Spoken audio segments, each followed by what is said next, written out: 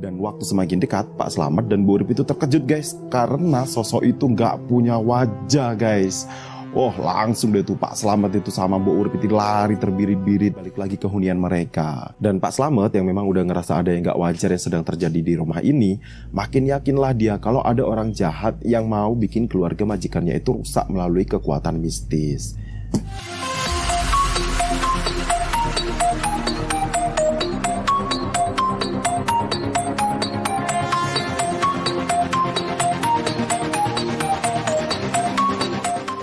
Assalamualaikum warahmatullahi wabarakatuh. Halo, apa kabar?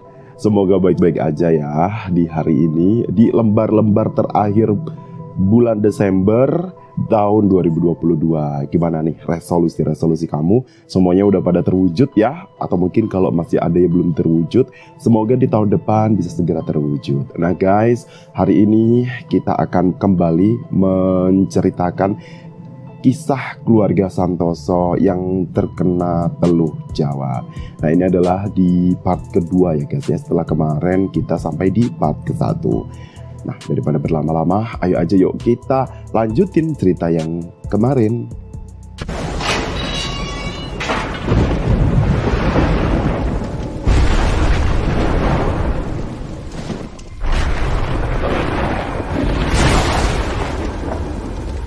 Dan keesokan harinya Pak Slamet ini pun sakit guys. Mungkin karena shock sama kejadian semalam ya. Waktu itu Pak Slamet itu bercerita sama Mbak Urip guys tentang apa yang dialaminya semalam. Dan di sini mereka itu semakin yakin kalau apa yang terjadi sama mereka ini benar-benar teluh. Tapi mereka itu memutuskan untuk nggak cerita dulu masalah ini ke juragannya. Ya mungkin karena takut ya ntar jadinya malah nambah pikiran juragannya juga ya kan. Beberapa hari kemudian setelah Pak Slamet mulai berangsur pulih dari sakitnya, ada kejadian lagi guys. Entah kejadian ini berhubungan juga dengan teluh itu atau enggak, tapi yang jelas ini adalah musibah yang cukup membuat Santoso terpuruk waktu itu. Nah malam hari itu Santoso itu lagi duduk di ruang tamu guys, sambil buka-buka buku laporan keuangan perusahaan kayak biasanya lah. Tiba-tiba pintu rumahnya itu diketuk oleh warga guys, yang ngabarin kalau gudangnya itu kebakaran. Gudang ini gudang yang dia beli dari pelelangan itu loh guys, yang punyanya si Bowo. Nah, dan entah apa penyebabnya nggak ketahuan. Waktu Santoso ke sana, semuanya itu udah ludes terbakar guys. Nah, karena insiden inilah usaha Santoso itu berhenti beroperasi sementara. Semua karyawannya diliburkan sampai batas waktu yang belum ditentukan. Makin stres lah itu Santoso waktu itu ya kan. Dengan runtutan musibah yang bertubi-tubi menimpanya, dia itu makin nggak tahu lagi guys jalan hidupnya ini mau dikemanain. Tapi nampaknya kenaasan itu masih aja menimpa keluarga Santoso guys. Karena sekitar seminggu kemudian setelah gudangnya itu kebakaran, pagi anak satu-satunya yang tersisa itu masuk rumah sakit guys. Karena hidung sama mulutnya itu mengalami pendarahan yang gak berhenti-berhenti. Tapi setelah diperiksakan dan pendarahannya berhasil dihentikan, dokter yang meriksa itu nggak berhasil menemukan apa penyebab pendarahan ini. Dan karena Santoso ngerasa khawatir ya, akhirnya pagi pun tetap dirawat inap di rumah sakit itu guys. Selama 2 hari lah kalau nggak salah, dia dirawat di rumah sakit itu dengan ditungguin sama Mbak Urip. Dan di sini giliran Mbak Urip guys yang ngalami kejadian serem. Kejadiannya waktu itu terjadi di malam kedua guys, waktu Mbak Urip itu nungguin Panggi di rumah sakit. Nah malam itu entah jam berapa ya, Mbak Urip yang duduk itu tuh ketiduran guys di ranjangnya si Panggi. Tiba-tiba Mbak Urip itu ngerasa ada yang belai-belai kepalanya guys. Karena waktu itu dikiranya si Panggi yang belai-belai dia ya. Jadinya Mbak Urip ini langsung bangun gitu loh guys, sambil bilang, "Ono opo mas?" gitu katanya. Tanya Mbak Urip itu ke Panggi. Tapi pas dilihat waktu itu si Panggi itu lagi tidur nyenyak guys, dengan posisi miring ngadep ke tembok. Dan tiba-tiba terdengar suara dengan nada membisik tepat di telinga Mbak Urip guys. "Ora popo," atau "nggak apa-apa" gitu. Mbak Urip langsung noleh tuh, tapi nggak ada siapa-siapa di sana guys. Langsunglah itu Mbak Urip ketakutan kan ya, sambil matanya itu menyusuri semua sudut ruangan kamar itu. Nah pas Mbak Urip itu ngelihat ke sebuah lemari kecil yang ada di pojokan, pintu lemari itu kayak ngebuka pelan-pelan gitu loh guys. Diliatin terus sama Mbak Urip itu lemari itu guys. Pas pintu lemari itu udah mulai kebuka lebar, langsung Mbak Urip itu teriak-teriak guys. "Siapa kamu? Pergi dari sini," kata Mbak Urip kayak gitu guys. Dan lemari itu pun malah makin terbuka lebar. Dan dari dalam lemari itu muncullah kepala tanpa wajah tapi punya mulut, persis kayak yang dilihat sama Pak Slamet tempo hari. Pelan-pelan sosok itu keluar dari dalam lemari kecil itu guys. Sampai waktu badannya keluar semua, ternyata sosok itu gede banget guys. Tingginya itu aja kata Mbak Urip waktu itu hampir 3 meter lah. Kalau dilihat dari posturnya sih kayaknya sosok ini nih kayak perempuan gitu guys. Jari-jarinya panjang, kukunya panjang, rambutnya panjang, pokoknya semuanya panjang deh. Dan sosok itu bilang ke Mbak Urip, "Aku samber nyawa, aku arep tilik," kata dia gitu. "Aku samber nyawa, aku mau jenguk," gitu kata dia. Waktu itu Mbak Urip udah nyoba beraniin diri gitu loh guys. "Ora perlu, lu ngokuin kok kene," kata dia gitu. "Gak perlu, pergi kamu dari sini," Mbak Urip sambil megang pispot. Tapi sosok itu malah ketawa-ketawa gitu loh guys. Mbak Urip yang makin takut waktu itu langsung lemparin pispot yang dipegang itu sambil bilang Allahu Akbar kata dia guys. Dan sosok itu pun menghilang. Mbak Urip pun nangis-nangis guys. Dia tuh ngeringkuk gitu loh di lantai. Tapi ternyata gangguan itu belum selesai guys. Beberapa saat kemudian Mbak Urip itu dibuat semakin menangis waktu dia dengar suara wanita nyanyi lagu Jawa. Mbak Urip itu nutup kedua telinganya guys. Wes tolong, kata Mbak Urip kayak gitu. Udah gitu maksudnya ya. Hingga akhirnya suara itu berhenti seiring dengan azan subuh yang mulai terdengar. Nah anehnya guys, waktu suara nyanyian itu hilang, suasana yang tadinya sunyi senyap itu tiba-tiba berubah jadi ramai aktivitas orang gitu loh guys di luar kamar itu. Jadi waktu Mbak Urip teriak-teriak itu nggak ada sama sekali perawat yang masuk ke kamar itu guys. Untung pagi itu Panggi udah bisa dibawa pulang ya guys ya. Jadi Mbak Urip ini kayak nggak ada tekanan batin gitu di sana. Nah sesampainya di rumah ada yang berubah dalam diri Panggi guys. Entah kenapa dia itu sekarang jadi lebih pendiam, nggak seusil seperti biasanya. Malah Panggi itu akhir-akhir itu jadi kayak alim banget gitu loh guys, dan rajin banget ngaji. Selain itu dia itu juga sering rengek-rengek maksa-maksa bapaknya itu buat diajak sholat jamaah guys. Padahal sebelumnya jangankan jamaah ya, sholat sendiri aja sih Panggi ini jarang-jarang. Ya mungkin bisa dibilang Panggi ini berubah 180 derajat lah, jadi lebih baik gitu ya dari yang sebelumnya. Tapi ternyata perubahan Panggi ini kalau istilah orang Jawa itu bisa dibilang buang tabiat gitu kali ya. Jadi kayak seseorang itu berubah sikap dan sifatnya saat ajal menjelang. Karena ada hal tragis yang akhirnya menimpa Panggi guys. Waktu itu sore hari Panggi selesai ngaji, listrik di rumahnya itu kebetulan padam guys. Sementara Panggi ini masih ada tugas sekolah yang memang harus dikumpul besok hari. Nah akhirnya Panggi pun ngerjain PR-nya itu dengan dibantu lampu teplok buat penerangannya. Nah diletakkanlah 2 lampu teplok di samping meja belajar dia guys. Maksudnya itu biar lebih terang gitu ya. Nah Panggi waktu itu pas belajar ditemani sama ayahnya. Sementara Pak Slamet itu lagi sibuk nyalain lampu petromak di halaman belakang. Nah karena mau ngambil rokok, Santoso ini ninggalin Panggi sendirian guys buat ngambil rokoknya di halaman belakang. Baru aja Santoso ini mau balik lagi ke depan, tiba-tiba terdengar suara guys, dengan diiringi suara teriakan Panggi. Langsunglah itu guys, Pak Santoso dan Pak Slamet yang dengar suara Panggi teriak lari ke kamar Panggi. Dan tahu nggak guys apa yang terjadi? Santoso dan Pak Slamet ngelihat dengan mata kepala mereka sendiri, kepala Panggi itu udah penuh kobaran api guys. Panggi lari-lari gak tentu arah guys di kamarnya sambil teriak-teriak kesakitan. Nah waktu itu Santoso langsung ngambil handuk basah guys, ditutupilah kepala Panggi itu pakai handuk basah itu. Dan syukurnya api di kepala Panggi itu kemudian padam ya guys. Tapi ya luka bakar di kepala Panggi itu cukup parah juga ya. Hingga langsunglah Panggi ini dilarikan ke rumah sakit. Dan 2 hari kemudian Panggi pun meninggal guys, menyusul kakaknya Ningrum dan ibunya Lasmini. Kejadian tragis yang menimpa Panggi ini bisa dibilang janggal ya guys. Soalnya kan kayak nggak masuk akal aja gitu. Lampu teplok yang awalnya posisinya ada di atas meja, gimana caranya kok bisa tiba-tiba pecah menghantam kepala Panggi. Pokoknya kejadian demi kejadian aneh di rumah itu tuh semakin menguatkan keyakinan Santoso kalau semua ini bisa terjadi karena sebuah teluh. Nah, kalau kalian inget ya, tadi di awal-awal kan Santoso ini sempat dibantu sama Mbah Mangun ya. Dan Mbah Mangun juga janji mau balik lagi gitu kan. Yang ternyata Mbah Mangun itu nggak balik-balik lagi guys. Dan ternyata guys, Mbah Mangun ini sempat sakit berhari-hari loh setelah dia bantuin si Santoso ini. Nah, menurut cerita Pak Slamet, Mbah Mangun ini sempat bertarung gitu loh guys dengan sosok jin wanita tanpa wajah itu yang kita sebut aja sambar nyowo lah ya. Tapi waktu itu Mbah Mangun ini nganggep teluh ini terlalu kuat kalau harus dihadapinya seorang diri. Karena inilah Mbah Mangun gak menepati janjinya untuk datang di kemudian hari guys. Nah kembali ke cerita, masa berkabung kepergian Panggi itu masih hangat guys. Waktu itu belum masuk 7 hari lah. Di sini Santoso itu nampak gusar dan marah gitu loh.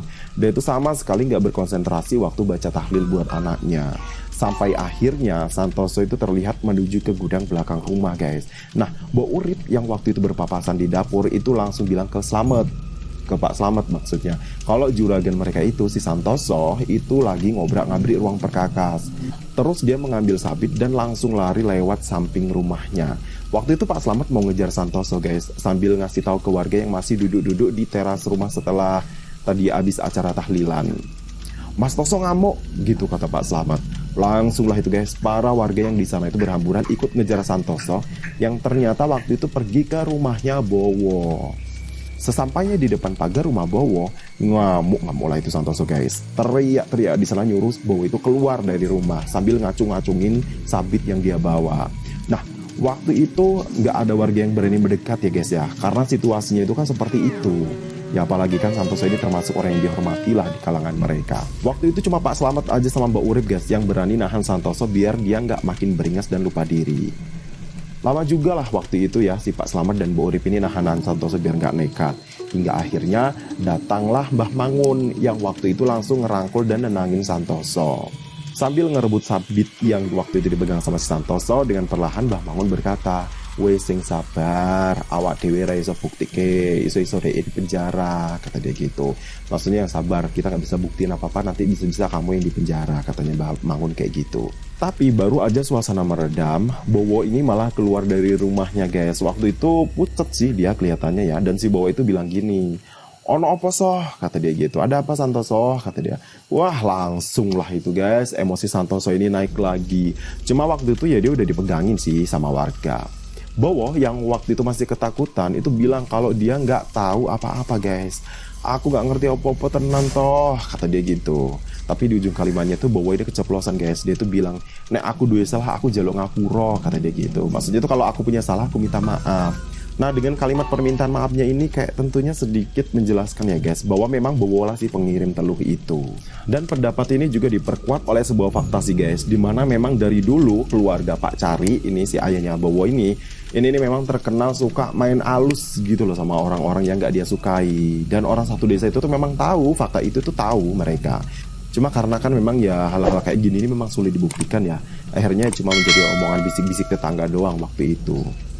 Nah sebenarnya guys, para warga ini sempat ngira ya, sejak kematian Pak Cari, Bowo itu udah nggak main gitu-gituan lagi lah. Tapi ternyata sifatnya si Pak Cari itu menurun ke dia.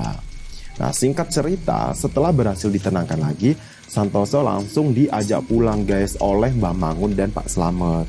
Dan sesampainya di rumah, Santoso nangis guys. Mungkin ya menangisnya kehidupannya sih, kok tragis banget gitu ya. Nah waktu itu Mbah Mangun nyoba nenangin dia guys, dan berjanji akan menangani masalah ini dengan mengajak temannya. Setelah Santoso mereda dari tangisnya, Mbah Mangun pamit pulang guys, sambil nyodorin secari kertas berisi bacaan sholawat nariyah. Mbah Mangun minta Santoso buat rutin membaca sholawat nariyah itu. Sepulangnya Mbah Mangun dan semua warga, situasi rumah Santoso itu jadi terasa sepi gitu loh guys. Apalagi setelah kejadian yang barusan aja mereka alami ya, itu benar-benar bikin Santoso, Pak Slamet dan Bu Urip itu jadi kayak bengong gitu loh. Nggak tahu mereka mau ngapain. Tapi waktu lihat kertas pemberian Mbah Mangun yang sendiri tadi dia pegang, Santoso itu jadi inget kalau dia itu seharusnya mulai baca-baca sholawat nariyah. Menit dan jam pun berlalu guys. Santoso masih terlihat berzikir di depan ruang TV, sementara Pak Slamet itu lagi ngerokok di belakang rumah. Tiba-tiba terdengar sayup-sayup suara wanita bernyanyi dengan syair Jawa guys. Pak Slamet yang dengar suara itu langsung buru-buru masuk ke dalam rumah. Mbok Urip yang kayaknya itu juga dengar suara itu langsung lari dari pavilionnya menuju ke rumah utama. Langsung lah guys, mereka itu berdua nemuin juragan yang ternyata juragannya itu juga dengar suara itu. "Krungu ra Kang, Mbok? Denger gak Mas, Mbok?" tanya Santoso kayak gitu. "Oke Mas," jawab Pak Slamet dan Mbok Urip. Santoso tuh langsung nyuruh Pak Slamet buat nutup semua jendela sama pintu guys. Dan bertiga tuh mereka di depan TV saling dempet-dempetan. Santoso yang waktu itu ketakutan terus aja megangin tasbihnya guys dan berdoa. Mbok Urip dan Pak Slamet itu cuma nunduk aja komit melafalkan doa, entah doa apa mereka itu. Nah lama-lama suara nyanyian itu berubah menjadi suara tangisan guys. Tangisannya itu kedengarannya itu pilu banget guys. Kalau dengarnya itu pokoknya jadi nggak tega lah. Nah saking takutnya dengar suara itu, Mereka ini berdoa terus sampai suara itu hilang guys. Kira-kira pas jam 2 pagi kayaknya suara itu benar-benar hilang. Dan karena ngantuk akhirnya mereka bertiga itu ketiduran di depan ruang televisi. Nah, pagi harinya Mbak Urip yang masih takut sama kejadian semalam itu jadi kayak malas-malasan gitu loh guys. Gitu juga sama Pak Slamet. Nah, Santoso juga waktu itu terlihat lesu. Jadi mereka bertiga itu masih duduk diam gitu di ruangan itu. Hingga akhirnya Santoso pun bercerita guys, kalau semalam itu dia ngimpi ketemu sama anak dan istrinya, Lasmini, Ningrum, dan Panggi. Nah, dalam mimpi itu Panggi dan Ningrum itu cuma senyum aja guys. Tapi Lasmini ini sempat bicara sama Santoso. Yang intinya Lasmini ini nyuruh Santoso buat bersabar dan ikhlas dengan apa yang udah menimpa keluarga mereka. Nah, dia si Lasmini ini sama anak-anak itu udah bahagia di sana gitu katanya guys. Nah, waktu itu Santoso itu cerita sambil nangis-nangis guys. Jadi ikutan sedih yang ngebayanginnya ya. Singkat cerita, malam pun tiba guys. Waktu itu sekitar jam 8 malaman lah, Mbah Mangun itu datang. Tapi dia itu cuma sendirian. Waktu Pak Slamet nanya temannya di mana, Mbah Mangun ini bilang kalau temannya itu datangnya nanti belakangan. Jadi dia itu mau hadapin teror telu itu untuk sementara ini sendirian dulu. Jadi Mbah Mangun ini cuma minta doa aja deh sama Santoso dan Pak Slamet juga sama Mbak Urip. Dan ritual pun mulai dilakukan guys. Mbah Mangun waktu itu minta Mbak Urip buat ngambil garam krosok guys. Dan dibawalah garam itu oleh Mbah Mangun mengelilingi rumah sambil uro-uro atau nyanyi lagu Jawa gitu loh. Santoso, Pak Slamet, dan Mbak Urip itu cuma diem aja nunggu di dalam rumah guys. Gak lama kemudian Mbah Mangun masuk lagi nih ke dalam rumah. Dan di sini beliau itu sedikit bercerita. Nah, dulu waktu Mbah Mangun masih muda dulu, waktu dia baru aja lulus dari pesantren, jin Samber Nyowo ini sempat menghabisi keluarga Pak Cokro guys. Sampai gak ada satupun yang tersisa. Nah, waktu itu Pak Cokro adalah kandidat pemenang dalam pemilihan lurah di tahun 60-an. Yang mana lawannya yang kalah itu adalah Pak Care, ayahnya si Bowo. Nah, Pak Care ini diduga kuat sebagai oknum yang meneluh keluarga Pak Cokro. Tapi ya memang balik lagi sih ya guys ya, kalau hal-hal kayak gitu itu kan emang sulit banget dibuktikan ya. Jadi Pak Care ini aman-aman aja waktu itu. Dan sejak saat itu nggak ada lagi warga yang mau berurusan sama Pak Care. Jadi di sini mulai jelas ya kenapa Santoso dan beberapa warga itu nuduh Bowolah biang kerok penyebab tragedi yang menimpa keluarganya Santoso ini. Sebenarnya waktu itu Santoso ini sempat minta sama Mbah Mangun sih guys, kalau telu ini dibalikin aja gitu ke pelakunya atau ke si Bowo itu. Tapi ya nggak boleh guys sama Mbah Mangun, karena kalau sampai balikin telu itu jatuhnya kayak sama aja ya. Nggak ada bedanya antara Santoso sama si Bowo. Nggak kerasa mereka itu ngobrol udah cukup lama guys, hingga akhirnya pembicaraan mereka itu dihentikan oleh suara ketukan di depan pintu rumah. Nah, kelihatan lah guys, di sana ada bayangan hitam di pintu kaca guys. Nah, Pak Slamet yang waktu itu ngebuka pintu itu seketika bingung guys, karena waktu dia buka itu dia nggak ngelihat ada siapa-siapa di sana guys.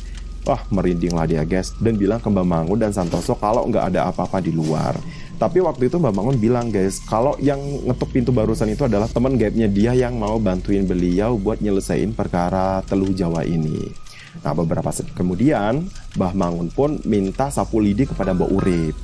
Dengan membawa sapu lidi itu sambil membaca Al-Quran kecil di tangannya, Mbah Mangun keluar rumah guys. Dia itu kayak nyapu-nyapu halaman gitu loh. Pak Slamet yang ikut di belakang sama Pak Santoso itu sesekali disuruh ngambilin rambut yang berceceran di tanah. Rambut siapa ini? Batin mereka berdua ya guys ya, sambil mungut-mungutnya pakai sapu tangan. Hingga akhirnya Mbah Mangun berhenti di suatu titik tepat di bawah rimbunan tanaman sirih. Jebuk pacul konomet, kata Mbah Mangun nyuruh Pak Slamet ngambil cangkul. Nah, habis itu Mbah Mangun nyuruh Santoso buat gali titik yang udah ditunjuk olehnya. Nah, setelah digali cukup dalam, sekitar 80 cm-an lah, ditemukanlah bungkusan kain kafan yang cukup besar dan baunya tuh busuk banget guys. Mbah Mangun langsung nyuruh bawa bungkusan itu ke teras rumah. Dan di detik ini, Mbah Mangun itu sempat limbung guys, dan hidungnya itu sempat ngeluarin darah. Sesampainya di teras rumah, dibukalah bungkusan itu guys, yang ternyata isinya adalah 7 butir telur ayam Jawa dan beberapa kertas yang bertuliskan Arab Pegon. Nah, waktu itu Mbah Mangun itu juga nyuruh Santoso buat naruh pungutan rambut-rambut yang tadi itu tuh dijadiin satu sama telur-telur itu. Sambil baca-baca ayat kursi, Mbah Mangun pun kemudian membakar rambut itu guys. Nah, pada waktu rambut itu terbakar, sayup-sayup terdengar jeritan wanita guys. Suara itu kedengaran kayak dari kejauhan gitu loh. Nah, setelah rambut dan kertas yang ada tulisan Arab Pegon itu selesai dibakar, Tibalah giliran telur itu dibuka guys. Nah waktu dibuka ya guys ya, semua telur itu isinya kayak cairan lengket yang warnanya hitam. Dan baunya tuh busuk banget guys. Dan akhirnya semua pecahan telur itu pun dibakar juga oleh Mbah Mangun ini. Dan akhirnya prosesi pembersihan itu pun berakhir guys. Mbah Mangun balik lagi masuk ke dalam rumah bersama Santoso, Pak Slamet dan Mbok Urip. Insya Allah itu resik, insya Allah ini udah bersih, kata Mbah Mangun waktu itu guys. Alhamdulillah ya. Dan mereka pun lanjut ngobrol-ngobrol di ruang tamu.